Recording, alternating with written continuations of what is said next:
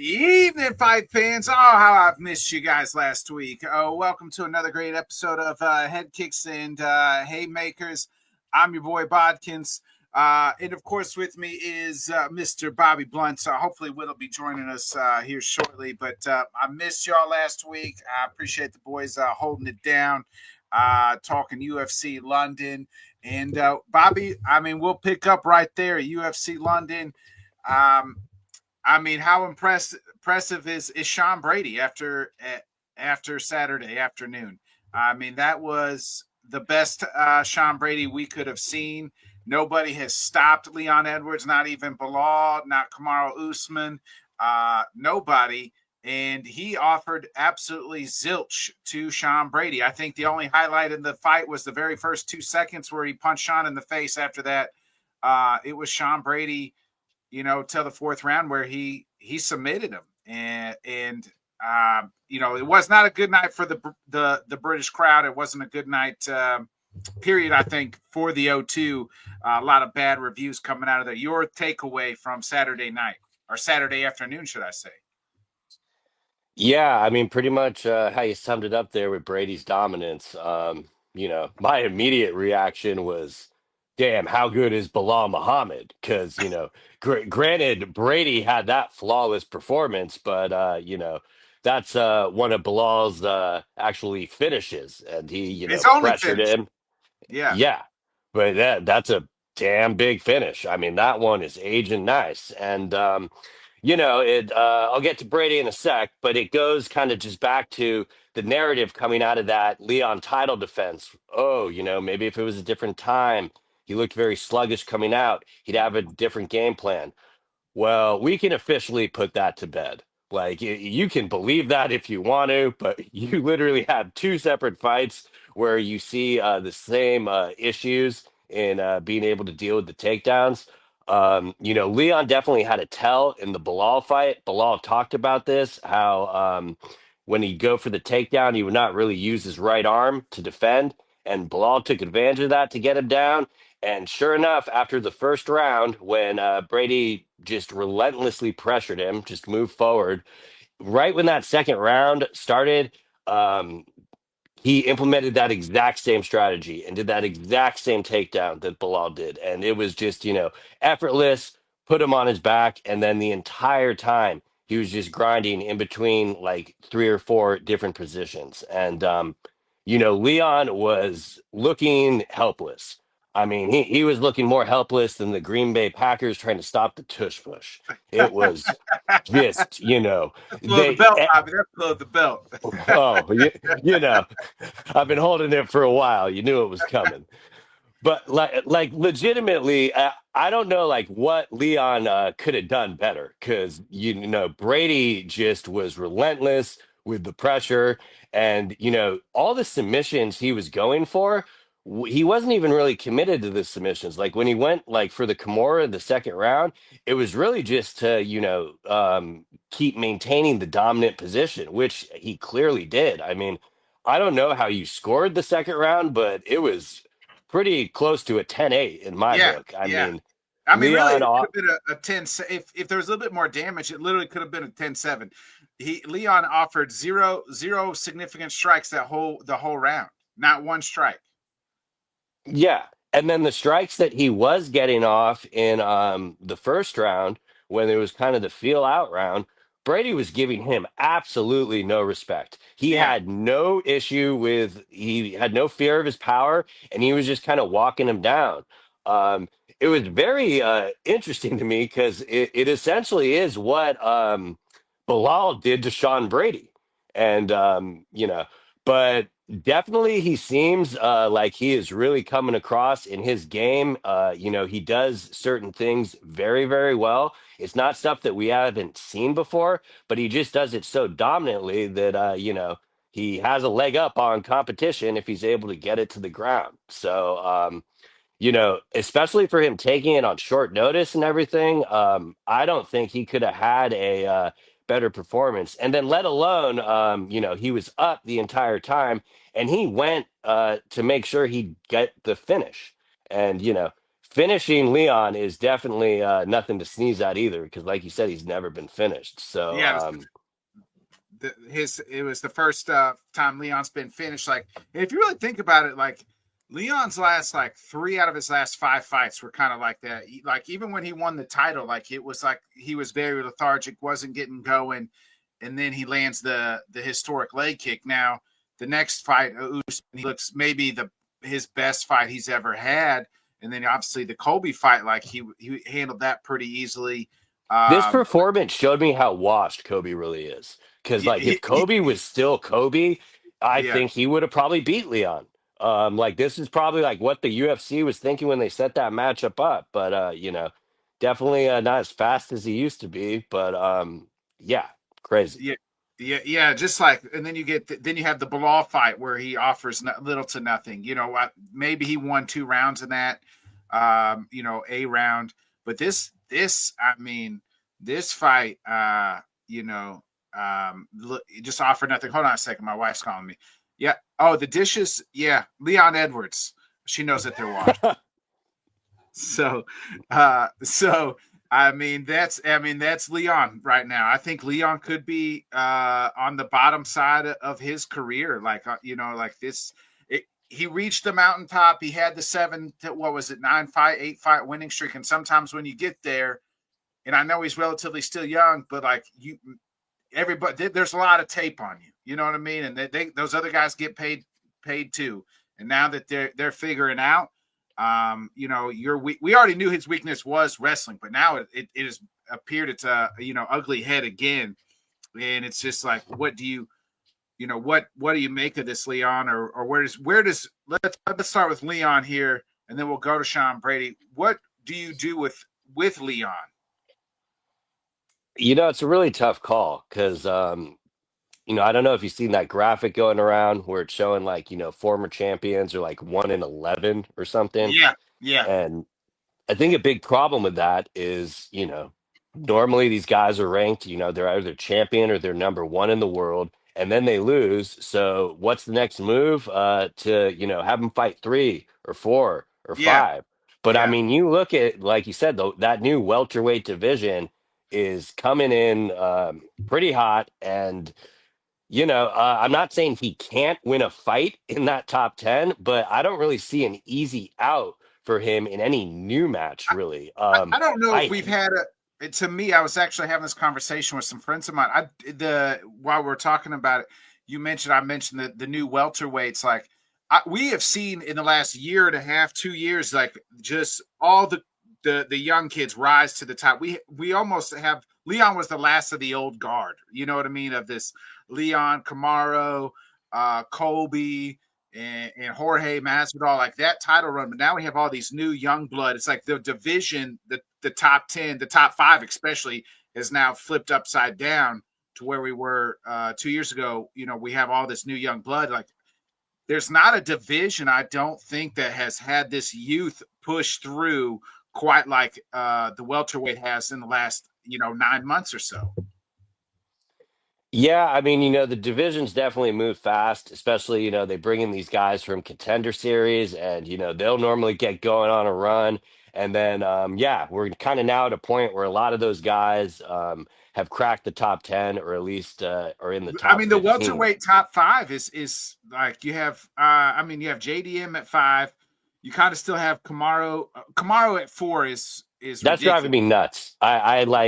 I understand the reason he's up there, but like for me, I think he should be more down in like that 8-9 range, just like based off activity.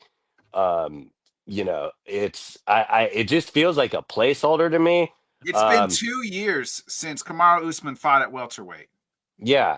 Now I will say, I mean, the thing that like keeps him there, I think in the end is that he did not get finished by Chimaev. Because that's another thing that I was thinking about on Saturday, and I don't mean to do revisionist history here, but do we not forget that Hamzat Chimaev was booked to fight Leon Edwards? Yeah, If that multiple fight, times, three if, times. if Yeah, that fight ever happens, I mean, That's just and another thing I don't want to do revisionist history on, that eye poke with Bilal. Like Leon's had some very like interesting moments in his I think career. he was beating Bilal in that. He looked like the man that night of the eye poke.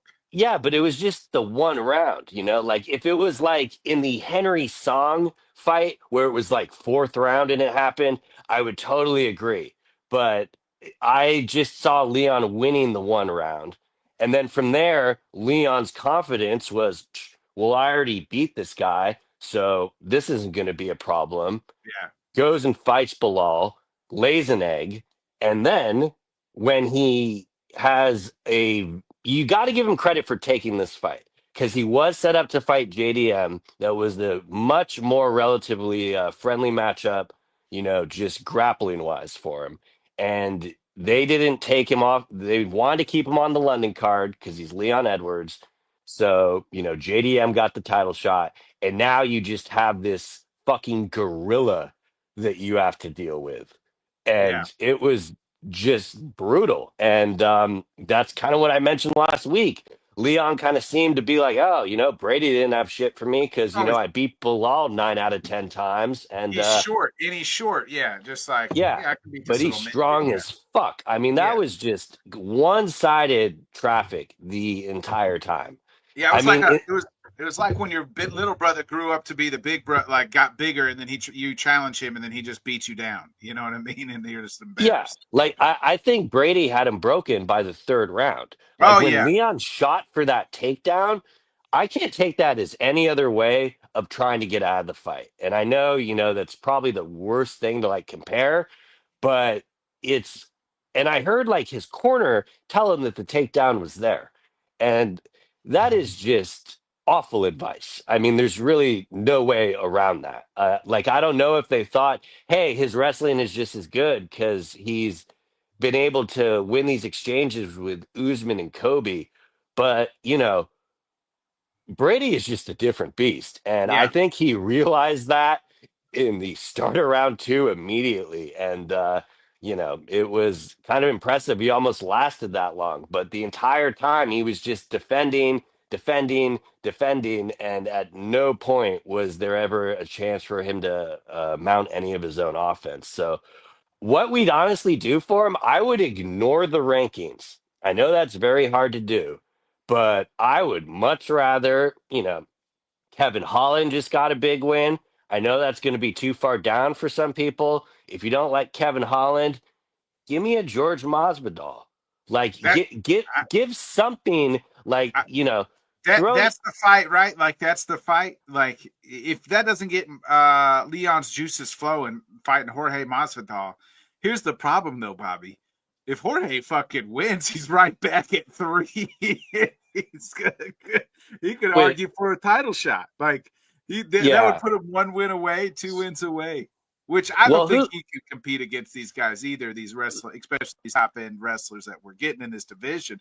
But like that's the fight, right? Jorge wants to come back to the UFC. It's here we are 6 years later from the two piece and a biscuit, and it's why not? Why not? You didn't really strike when the iron's hot, but you can always relight that like flame. I've kind of always accepted that that one has gotten away, but just in light of all these circumstances, and that's meaning that they're planning on bringing him back, but that would kind of be like the ideal fight to bring him back to. Like what I do not want them to do is have him fight any of these up and comer young dudes. Well, see, Like here was the name I was going to give you.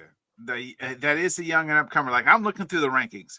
Like we need a striking battle, right? Now, a lot of people say like MVP.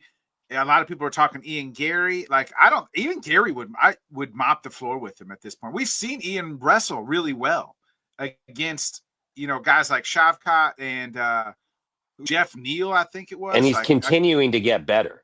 Where yeah. I really don't know where Leon is with that, you know? Yeah, so I don't really. I would favor Joaquin in that matchup. Here's the name.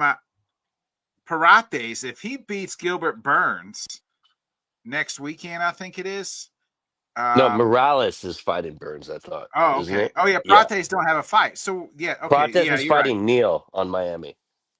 Okay. Prates is Yeah. fighting Neil. Oh, I knew they were both on the card. Okay. If Prates beats Neil, and Neil's at 10, why don't you? So, relatively close in timeline, you could do Joaquin in Prates. Or walk. I mean, Buckley, not. I mean Edwards, Leon, and i- Imperatrice. if Tim Simpson gets me that matchup, I'm firing him.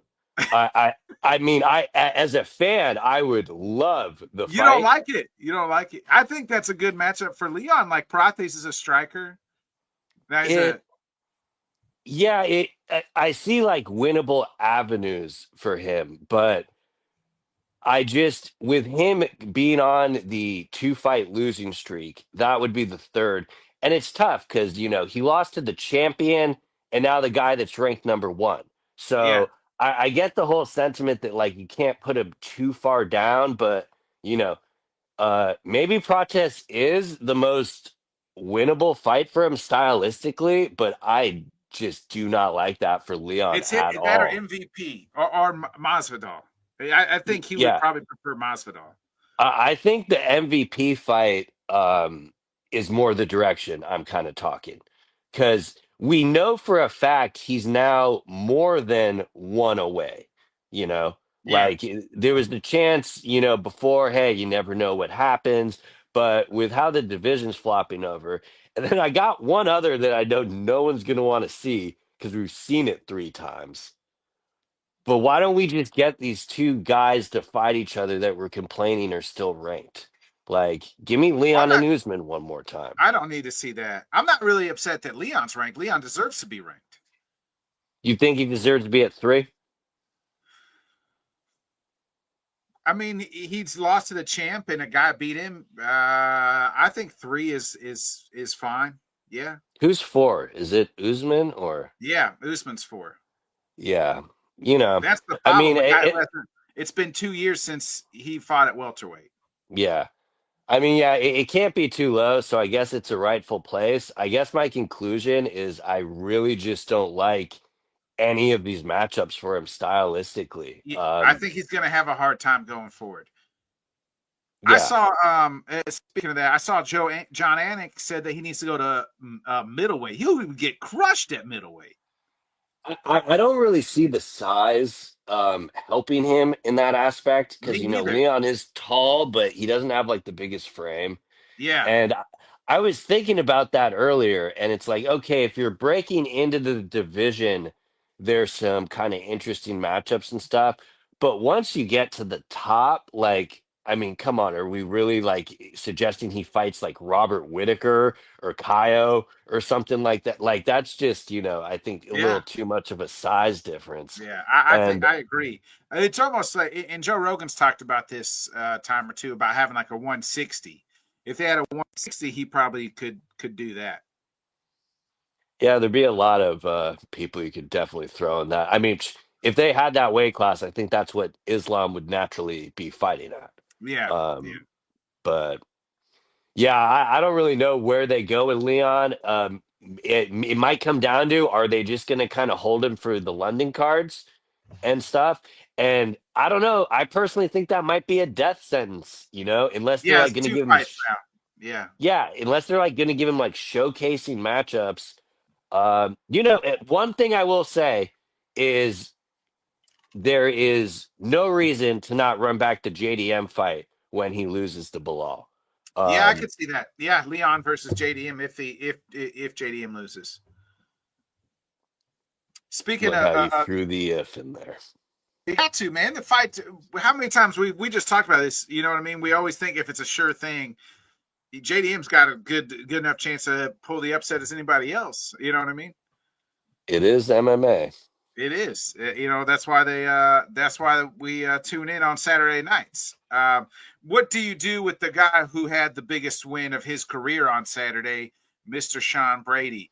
Is it title fight next? Like, hey, you got to win the title, like, or is it like winner JDM Bilal, or is it Shavkat, or is it somebody else? I mean, he is coming. He is ranked number one. What do you Couple of do? scenarios. Um, if I were him, I'd probably advise him not to fight.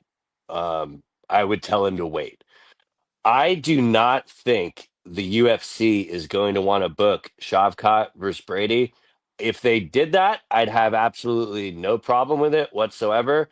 But I do think the UFC did promise Shavkat a title shot. And if you are going to hold your word to Sean Strickland, I'm pretty sure they would offer the same thing to Shavkat there. It really comes down to just Shavkat's health to me because I could totally see a scenario where Brady's next fight is for the belt. I Um, wouldn't be mad at it. Like, I would be, if Shavkat's healthy, I believe he should fight for the title because it wasn't his fault the first time in December that, and he still took the fight, right? Like, he could have pulled out and said, so he kind of did the UFC a favor in that. And they should reward him to keep him his title fight.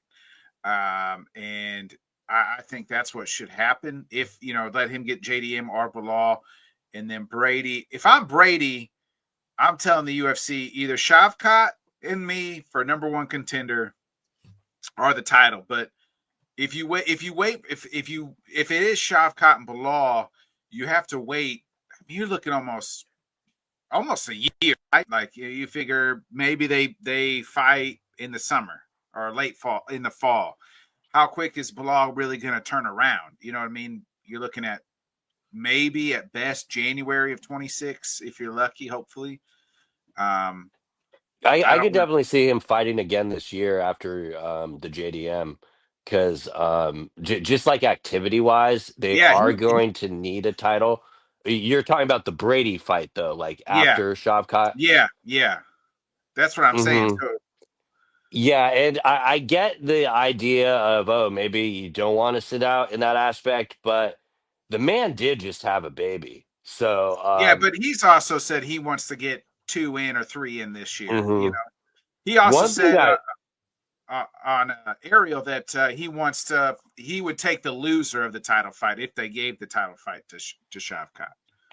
and I don't want to put these things out there, but I think he would absolutely answer a short notice call on Montreal if they came to him with that. Ooh, Um, yeah, yeah. and and that's like kind of the one thing I was thinking on Saturday night.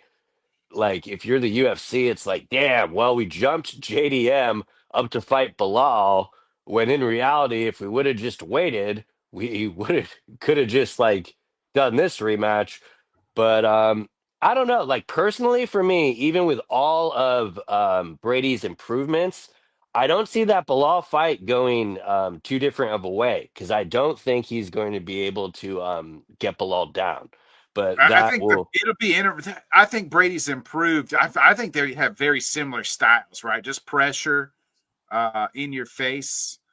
And that fight was what was that 22? It's been a couple 2 years since that 2 3 years since yeah. that fight happened. It was in Abu Dhabi too, which I Yeah, know messed with Brady a little bit. yeah, and that was the first time he fought out of the country. So like there was a little bit of things like in that. But I'm not the most Bilal supporter, obviously. But Understatement of the year. uh, But let me but ask you this: were you I, any I, more I, watching what Brady did? Did Bilal's performance of Brady against Brady age for you at all, or is it too long ago to be playing like revisionist history for that? I think Bilal just dominated. I do think, I don't know. I think I was more impressed. I think with what Brady did to Leon than what Bilal did to Leon. Hmm. Maybe because the finish and just it was domination from like big bell to submission for what 3.5 rounds. Where Leon had some moments, especially kind of late in that Bilal fight. But Bilal is like he has improved since the what I was going to say is Bilal's improved since the Brady fight as well. So I don't want to say like he hasn't improved either. I just uh, I know both their striking has improved, both Bilal yeah, and yeah, Brady. So yeah. I would be very interested in the rematch, but. For me, it was a little off-putting. Leon was even at one. In my mind, Shavkat is one. So, I mean, I would undoubtedly want Shavkat versus Bilal. We've been But fiending how many that. times does a guy lose the title and not stay at number one? You know what I mean? hmm Yeah, So like I that's why think Leon. I don't know if there's ever no, been no, a I time. get why he was there, but it Yeah, just maybe it was just the activity. It just felt so long to me. But yeah, I mean, technically, Cross pointed out Leon fought before Bilal did, so yeah, you yeah, got me there, Cross. yeah, yeah. True that. He did fight. He did fight for before Bilal. So now Bilal did train. I was in a training camp, obviously, for the fight in. I think it was in December. It was supposed to happen. It didn't happen. So um, we'll see.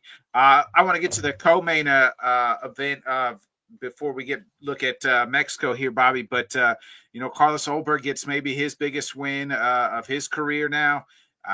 He beats Jan Blachowicz, and not the most exciting fight. I thought that fight would be a lot more exciting. It was just kind of a kick fest back and forth, but Olberg edged out Jan Blachowicz. And is it to me, Yuri Prohaska makes the most sense for Mr. Olberg.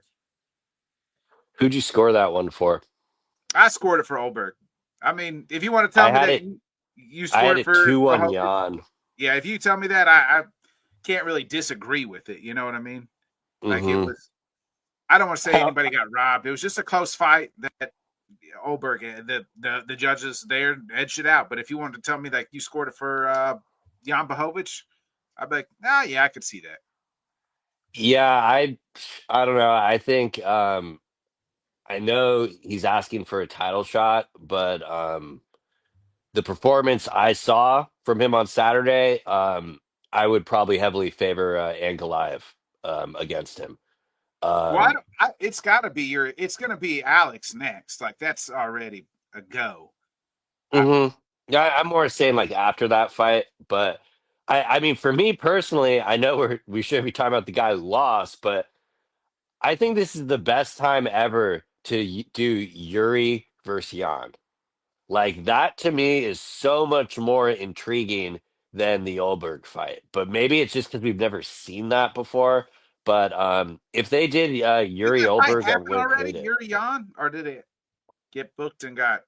They didn't happen, huh? I very well could be forgetting it, but I don't How did think it's how did ever. who did Yuri beat to win the title? That was Glover, Um, huh? That was Glover, huh? Yeah, because he was doing the tapping thing.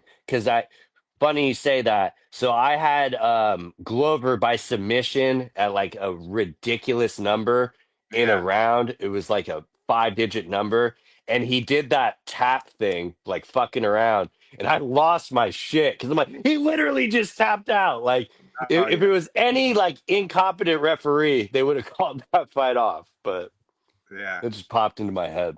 No, no, no, no. Yeah, yeah, yeah. Jan lost to Glover. I feel like you're right.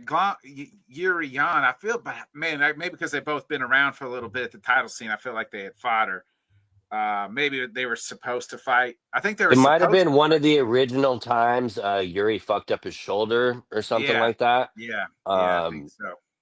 but yeah, I don't know. I mean, my thoughts on 205. It's kind of a mess at the top.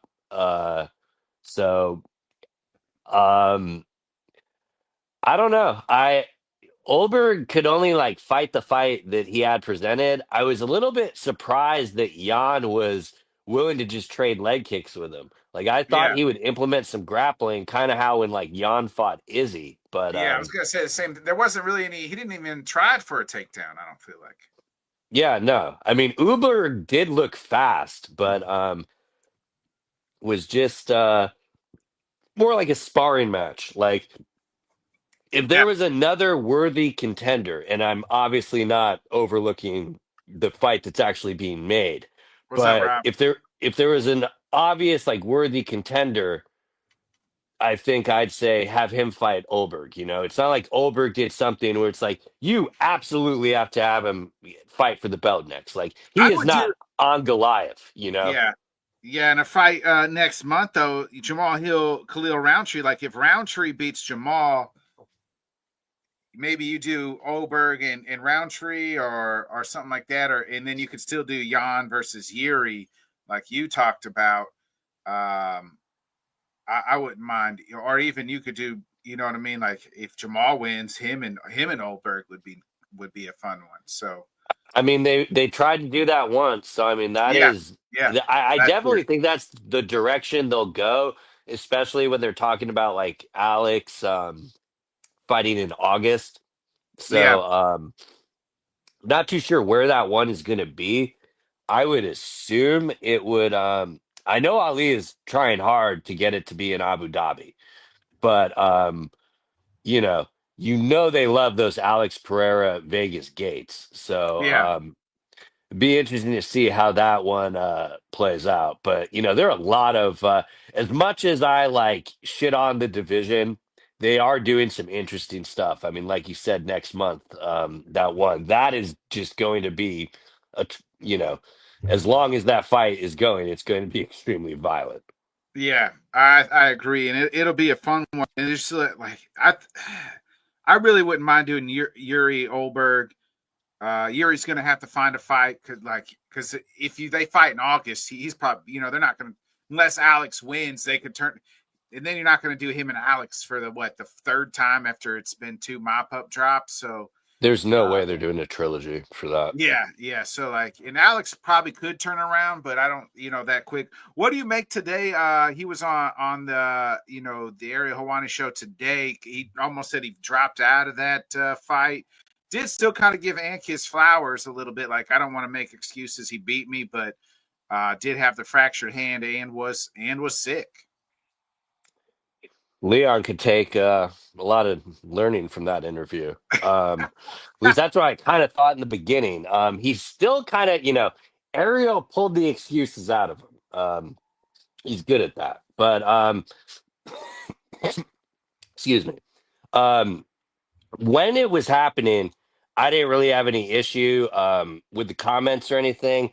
But the thing in the back of my mind, and I'm glad that Alex said he didn't want to make excuses because I see a lot of people talking about this, completely overlooking that like Angalaev did this camp on Ramadan.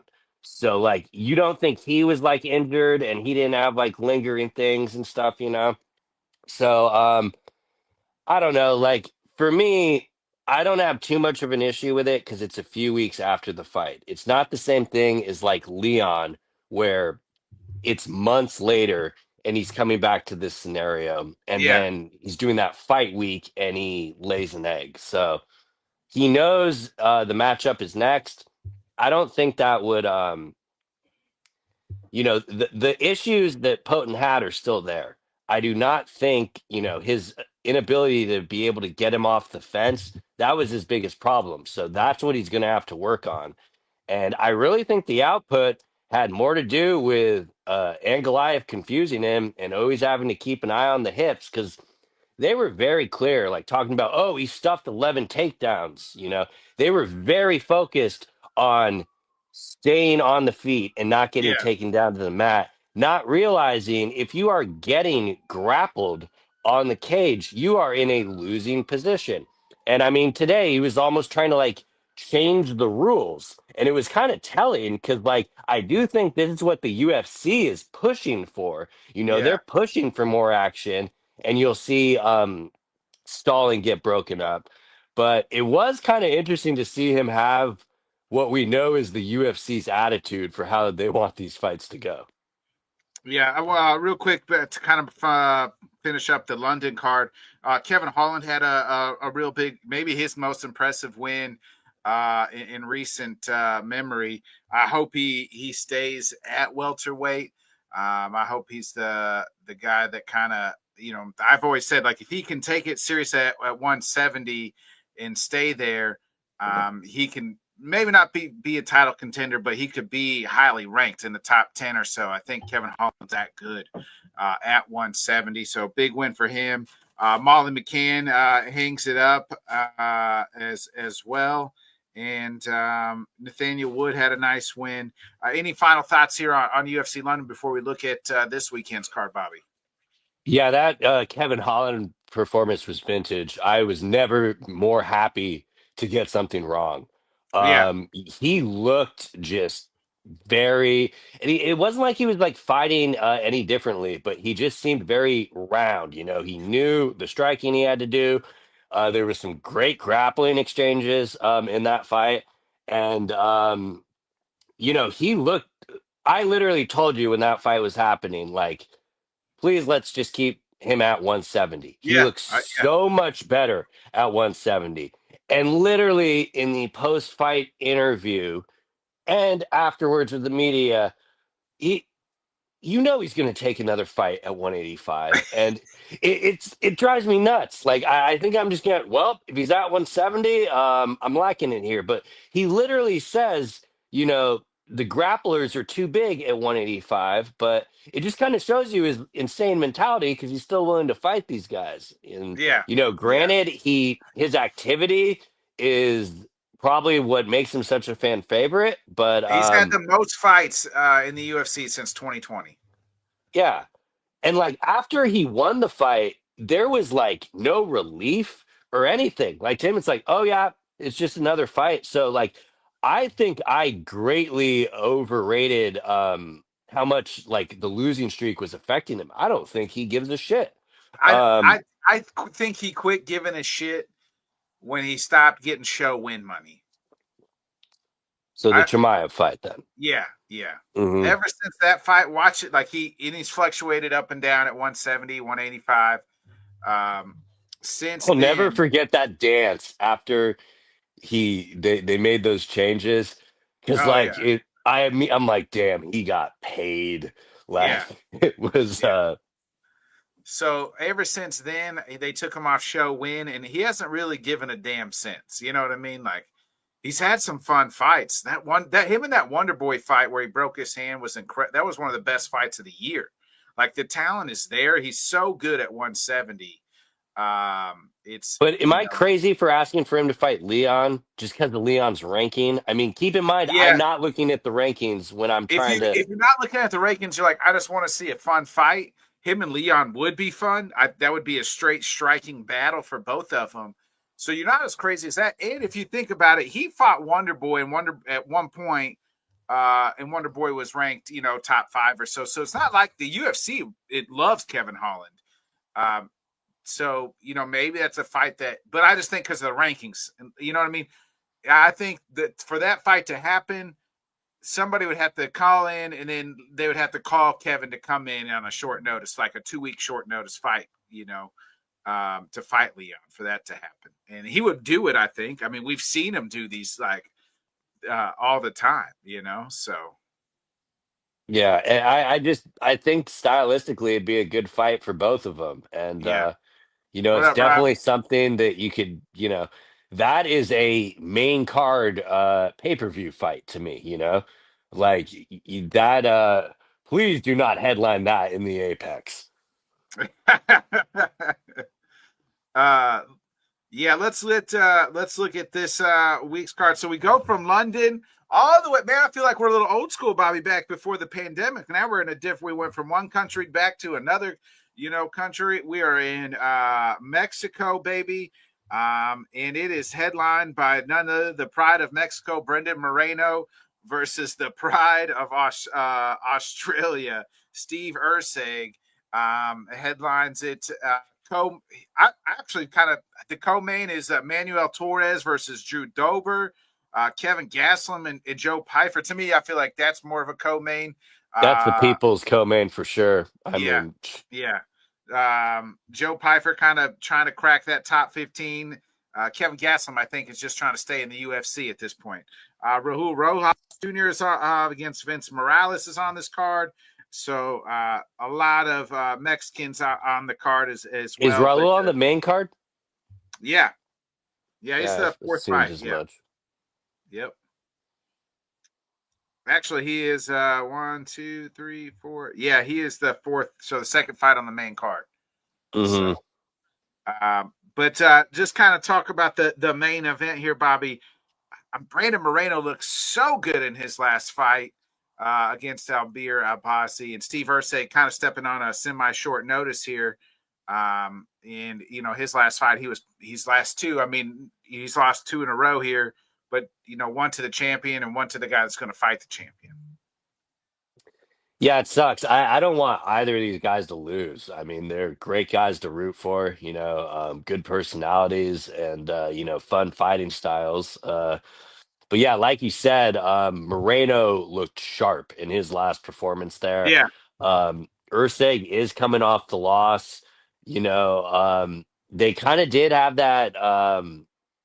It was like the weird schedule shuffling. I think Erceg was initially set to be on the Apex with think he was Kite maybe yeah, or yeah. I someone, think so. Yeah, I can't or remember. they might have like switched it around, and so it's a good spot for him for sure.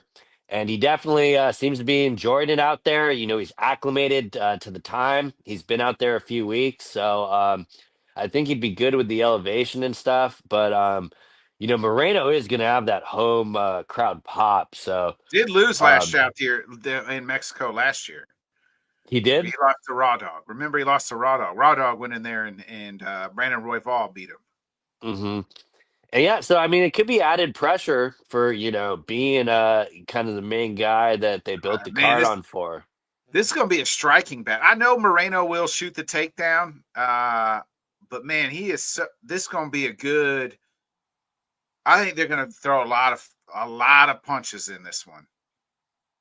Yeah, and I mean, it to me, it's kind of going to be how does Moreno look in the early fight?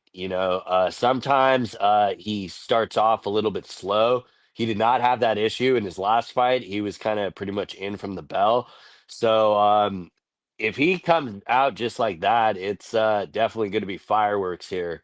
But Erceg did have a tough loss, but he did go toe to toe with Pantoja. Some people actually have him winning that fight. You could say the same thing for Moreno, though. They went toe to toe in Absolutely. a lot of It, people had Moreno winning that fight. is this a pick 'em or is like Moreno like a minus 230 or Minus 245. okay, so yeah, I mean they're pretty much giving him like, he's favored, but it's not ungodly favored, like he's not like a 3 or 4 to 1. No, no. And Erceg's plus 200. you know, um I don't know if this still affects him or not, but James Krause's name has been back in the news these Yeah, last few weeks, so yeah. I kind of always wondered how that goes. But you know, I really don't know who to pick in that one. I mean, I would probably say Moreno. However, I do think Erceg needs to, come out strong. And he was saying in the last fight with Kai, he's kind of acknowledged what he did wrong and stuff. So I expect him to kind of implement changes. And I definitely think he's a live dog in this fight. But Oh yeah, I think so too. I think it goes the distance. I don't know. I just feel like both these guys tough. You know what I mean? And both can go the distance. We've seen Moreno. I mean, his wars with uh, his name's escaping me. Figgy. Biggie. Yeah, I mean, were some of the best fights that in flyweight history to me. Like that, Hmm. I mean, just incredible. Um, and here he is, the Pantoja fight. I love Moreno's one of my favorite fighters. I was thinking about this. The kid is just fun to watch. I love watching him fight. He's never in a boring fight. Just a great, infectious like personality. I feel like he's like a kid. Just like it's funny that he fights at 125, but and he's 31, but he just reminds me of like a 10-year-old. Maybe because it's the Lego thing. Maybe it's just the way the baby face, which he's the baby face assassin. Um, the name fits him perfectly. He's also been through a lot of ups and downs, Yeah, I mean, from yeah, being cut from the yeah, organization to being champion. yes. He's had a great story. I'm a huge Moreno fan. I like Steve Erceg maybe just because he looks like Steve Carell from The Office, which is my favorite show. But um, I think it goes the distance, Bobby, and I'm gonna ride with I'm on the Moreno train, baby. Riding with Moreno. Who you Yeah. picking?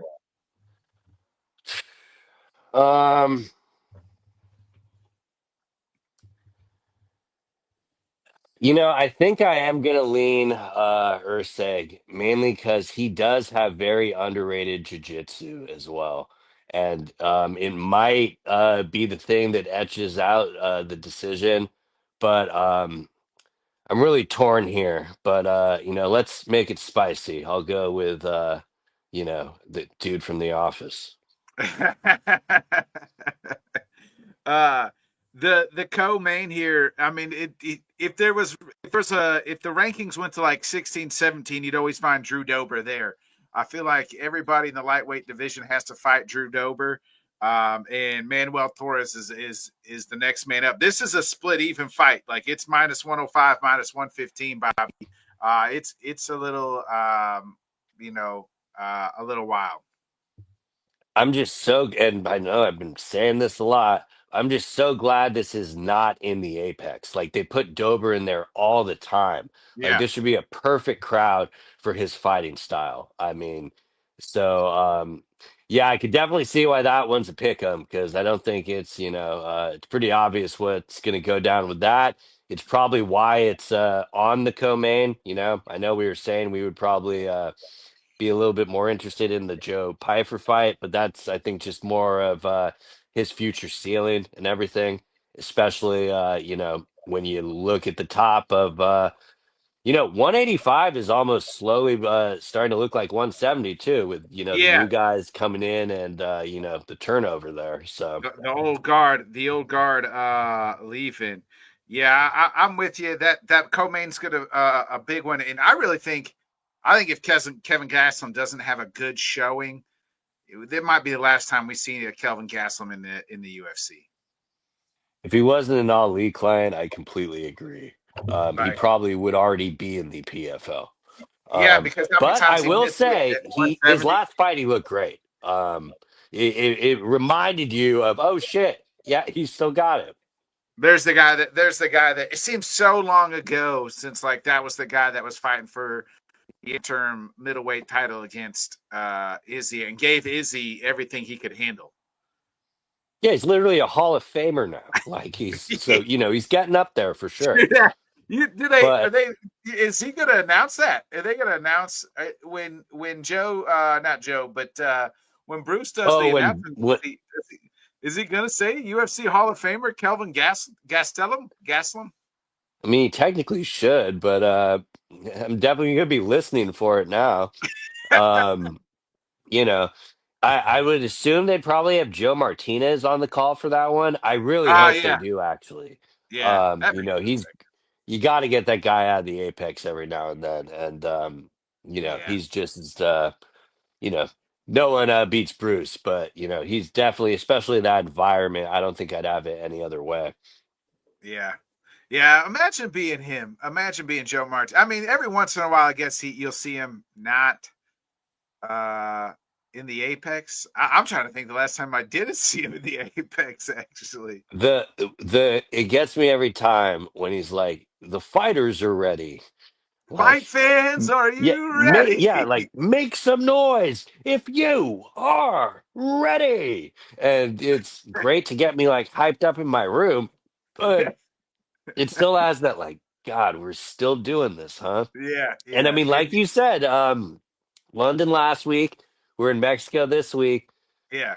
The card's Next week, though, okay we're the back in the following week, apex. but we know exactly where we are back. And Yeah, it's you know, we just gotta hope the new broadcast partner is saying no moss, but yeah. with how they're splicing it out, I don't think that's happening. Yeah, you mentioned the real quick, the 185. You talked about it. Like, you got RDR's kind of. I mean, I know been in the game for a while, but new to the UFC. But he's got a matchup in May that here comes Mr. Bo Nickel so you have him kind of right there. Marvin, Brendan Allen, Marvin Vittori. That's the matchup to make at 10 and 11. You got Anthony Hernandez, Roman Dolidis, Kaios right there. Did you Uh, see Vittori called out Shara Bullet? yeah, So random. I mean, I guess do that. But, hey. If you can put down the hot Mexican, what do you say, hot Mexican babes? Um, I, there was, I wanted to, we were talking about the Apex before we get out of here. I wanted to bring this up to you. I posted this, I think, on my Twitter. I retweeted it.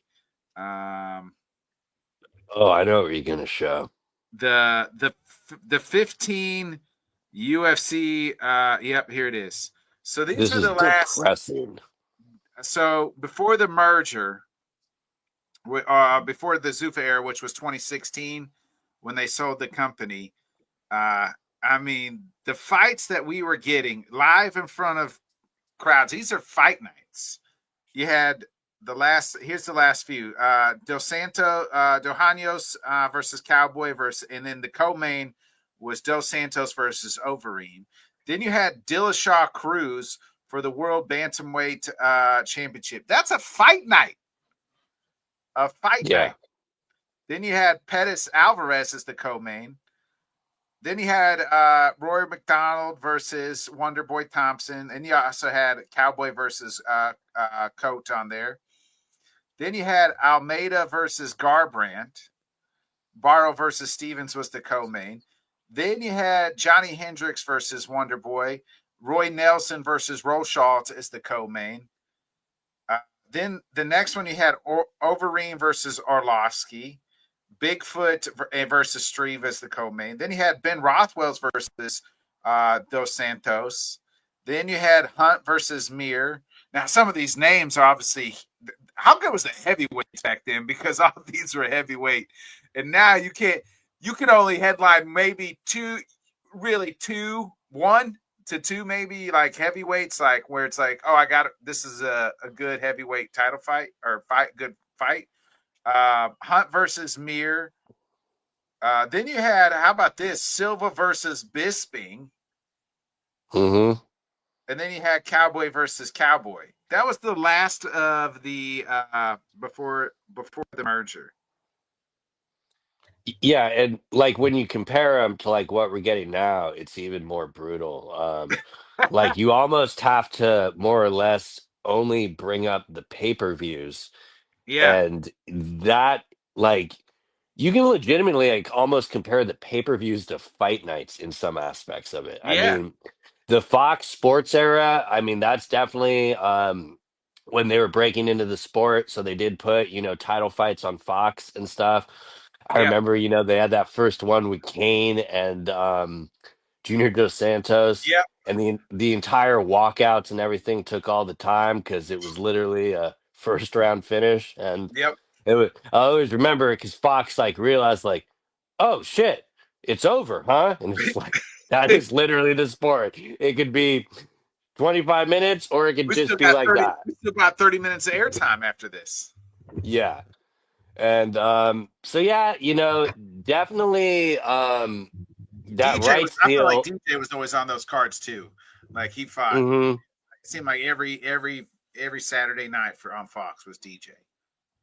Yeah, Like no, one. and that's really how he made a lot of his bread, but at the same time, that's also the main reason the UFC never gave him pay-per-view points and stuff like Yeah, that. So, yeah, he had some things that kind of dicked him over, but I think it really just comes down to that the new rights deal that they did when they signed with ESPN, those amount of events, they still had those events set up. So, yeah, I don't know if it was just, well, we got to do the Apex because it's just easier. But especially when you're going back to back in location fight nights, it's when I really feel it. yeah, And granted, like the Leon Murphy, Josh Emmett fight, that's a great fight. I can't wait for it. But there is no reason whatsoever why that should be in the Apex. yeah, I mean, that's yeah. just absurd. I thought they were renovating it and making it like to have like a couple hundred people in there. They have a few other benches and stuff. I have seen it get bigger, but I don't think any of those renovations were for the product of viewership. I think all of Yeah, that was stuff we don't even see. I Um, got you. and like you look at like AEW or I don't know, it was AEW or NXT did NXT, event there. NXT. They actually tried and it looked fine. Like, Yeah. just put some effort. But they're just like, nope, we don't need to do effort. We're the UFC. And unfortunately, they're kind of right. But Yeah. I don't know. When, like I said, you're going from London to Mexico and it's like back at the Apex, like, how much better would it be? Like, Then after that, you got Miami. You know what I mean? Then after yeah. that's Miami. I think the thing that infuriates me so much about the Apex is the fight night Vegas shows are always there. Like back during Yeah. Tough and I mean, we all know why they no longer do that. I mean, Dana and his gambling, they, beefed out, but it just I don't know. Maybe we're just too old. Because there's some I people mean, that like know nothing but the Apex, like yeah, from when they yeah, came in. yeah. Well, They're here's the like, thing. how dare you take away the mighty holy apex? The, Like, the it's like, glorious apex, yeah, the mighty glorious apex, yeah. yeah, You can't tell the difference. No, if you can, or you ain't fucking watching. You're really not watching. Uh, it's such an executive answer. Like, it was like to the T. yeah. Um, I think they should put. I don't know. They just need to get rid of it and go back on the road and do all this stuff. I mean, Well, part of the reason they do the Apex shit, Bobby, is because A, it saves them money, and they know assholes like me and you are still going to tune in on a fucking Saturday night to watch. oh, we're clearly the problem. I am fully aware. Like, I am fully aware of that. And yeah, it is extremely hypocritical for me to continue to watch it. It's all I the more try not sad that to. I A look lot of times, forward to it. a lot of times I try not to. The Emmett Murphy fight, I have to because that's going to be such a good fight. Like Cejudo today was saying we should bring the NCAA to the Apex. And it's like, fuck that. Like, let's bring less things to the Apex in 2025, not Yeah, more. And you yeah. nailed it on the head. The reason they're doing it is because of the cost and they have everything in. And to them, I think they really believe it is the same product. Because, when you say something so long, you tend to believe it. And that's I really don't what I think see Dana here. thinks that. I think his bosses think that, or maybe they Yeah. just see money signs. That's it. You know what I mean? Yeah. And with that roster, that building ain't going nowhere. Yeah, yeah. Well, we're going to go somewhere, but and that's out of here, Bobby.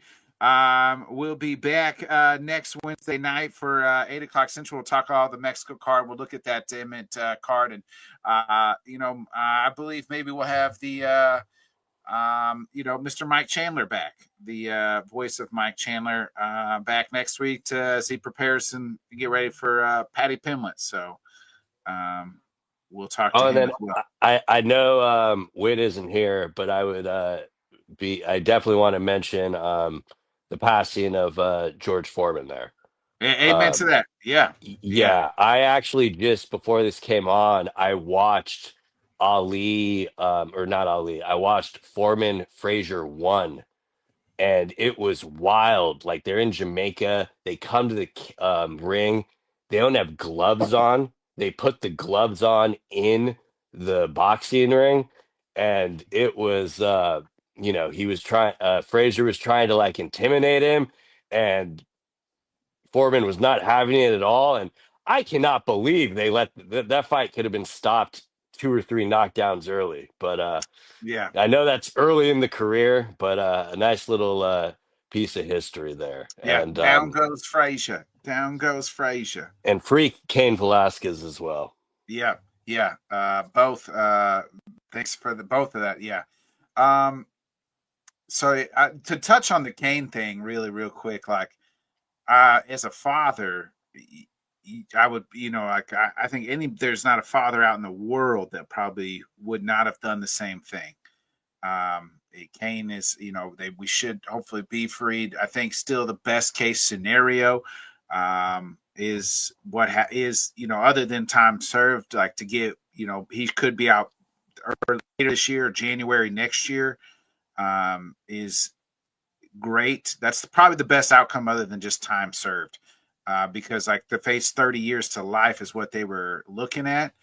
Yeah, they Um, wanted to throw the book at him. This is like yeah, by far the best by outcome far, that by far. he could have hoped for. And Yeah, yeah, so it's I'm not a father, but you do not even have to explain in that circumstance. I yeah, mean, that yeah, kind of goes yeah, without saying there. yeah, yeah. So, and unfortunately, Kane, did what he did, and we free Cain Velasquez, and we wish him and his family, hard times, and we wish the Foreman family, the best, our condolences as, like you said, the passing of the great George Foreman. It's such a like Foreman. I think almost like he gets over because of the grill, right? And then it seems like from that era, Ali, Frazier were like the two guys, and he was kind of like the third wheel. And maybe because he didn't have like, especially the early part of his career, he took that 10-year layoff and then came back. Like, so maybe it's because he didn't like have the early part of his career, and then the grill obviously is synonymous with him. More people know him for the grill. I think like the younger generation, we're almost at an age, Bobby, like where we didn't really even see that, but we know of it because like our fathers talked about it, Yeah. right? You know what Yeah, I no, mean? that fight was in 1973. I was not Yeah, alive when right. that happened. Yeah, yeah. So like we're similar, the same age. So like, but our fathers grew up watching it, so they talked about it. You know what I mean? Like that was their guys.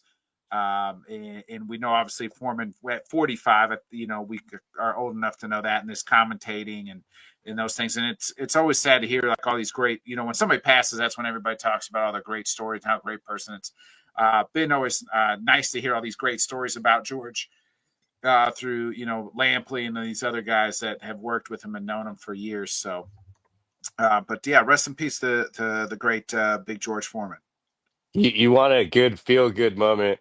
Go watch the King of the Hill episode where Luann's a boxer and Hank Hill tells George Foreman, "Oh, we don't carry novelty grills." He's like, "Novelty grill? The fight's back on!" And it that was one of those things I thought of just instantly, like those type of, because it wasn't a disrespectful thing. It was actually his voice. He was actually on the show, and Yeah. if you want to remember him in a good laughing matter, I'd recommend checking that out after some fights. Amen to that. Amen to that. All right, folks. Well, that's it. Yeah. We'll be back this time next week, 8 o'clock Central. Like I said, we'll talk all about the results of the Mexico card, and we'll look at that Apex card. And like I said, hopefully we'll be joined also by the voice of Mr. Mike Chandler. So as well. So we'll see. Try to talk to him about his upcoming fight against Mr. Paddy Pimblett, as we're just 2 weeks away. Next time we see, it'll be about a week away, so we can't wait to sit down and talk with him and about Paddy Pimblett as well. So for my guy Bobby Blunts, I'm Bodkins. It's been another great episode of Head Kicks and Haymakers. We'll catch you next week right here, 8 o'clock Central, 9 Eastern. See ya. Have a good weekend, everybody. Thanks so much for joining us, and until next time, let's talk sport, friends. Thanks for watching.